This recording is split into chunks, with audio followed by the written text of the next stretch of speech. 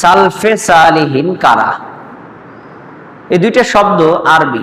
Sulph মানে হলো পূর্ববর্তী, সালিহিন সলিহিন মানে নেককারগণ।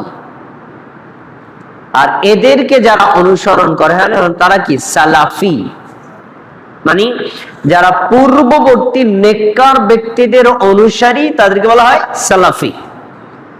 সৌদি আরবে যারা সালাফি হিসেবে প্রসিদ্ধ, ভারত, বাংলাদেশ, পাকিস্তানে ওই আকীদা মানহাজের লোকগুলোই আহলুল হাদিস হিসেবে পরিচিত।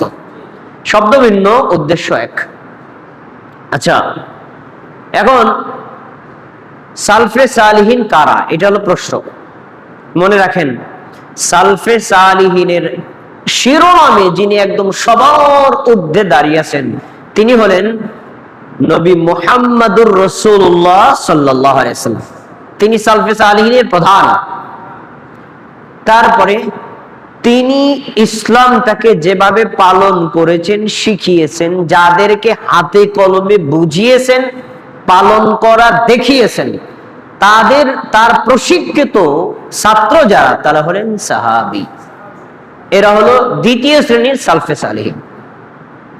তৃতীয় শ্রেণী হচ্ছে এই সাহাবীরা, তাদের পরবর্তী প্রজন্ম, যাদেরকে দ্বীন বুঝাইয়েছেন, পালন করিয়ে গেছেন, দেখাই দিয়ে গেছেন, তারা হলেন তাবেঈ।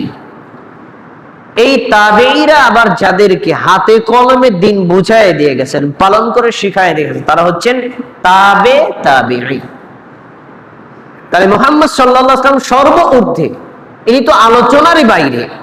বাকি থাকে কারা?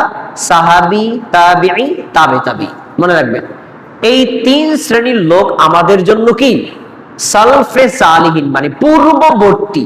তাদের আমরা যদি অনুসরণ করি, তাদের মতো করে দ্বীন বুঝি, তাদের মতো করে যদি দ্বীন পালন করি, তাহলে আমরা হলো নবী মুহাম্মদ সাল্লাল্লাহু আলাইহি ওয়াসাল্লামের প্রকৃত অনুসারী। ভাইরা আমার, তাদের মতো করে দ্বীন বুঝতে হবে,